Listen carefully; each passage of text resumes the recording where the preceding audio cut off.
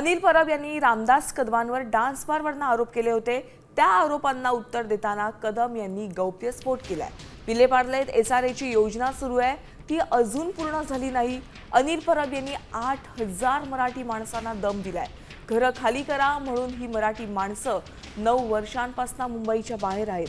हे पैशासाठी बिल्डरांचे पाय चाटतात असा आरोप रामदास कदमांनी केलाय। विलेपार्ले प्रेमनगर एसआरएची योजना चालू आहे का झाली नाही अजून। अनिल परब यांनी माझ्या ॲफिडेव्हिट आहे दिलेलं। अनिल परब यांनी 8000 मराठी माणसांना शाखेत बसून दम देऊन तुम्ही तुमची घरं खाली करून घ्या आणि या 8000 लोकांना तिथून खाली केलं। फक्त 1 वर्षाचं भाडं दिलं आणि त्यानंतर गेले 9 वर्ष ही सगळी माणसं मराठी माणसं ही मुंबईच्या बाहेर आहेत। पैसे खाण्यासाठी बिल्डरांचं पाय चाटतो। संजय कदम अनिल परब यांनी प्रेमनगरच्या प्रोजेक्टमधून भरपूर कोट्यावधी रुपयाचे कमावले।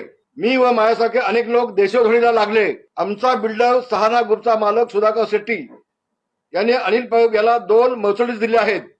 संजय कदम यांनी बिल्डरच्या पैशाने स्थानिक पदाधिकाऱ्यांच्या नवीन कोऱ्या बुलेट बाईक वाटल्या। हे माझं म्हणणं नाही, हे तिथल्या रहिवाशांनी ॲफिडेव्हिट दिलेलं आहे। आता isakal.com आहे देशातील नंबर 1 ची मराठी न्यूज वेबसाईट। प्रत्येक अपडेटसाठी isakal.com ला नक्की भेट द्या।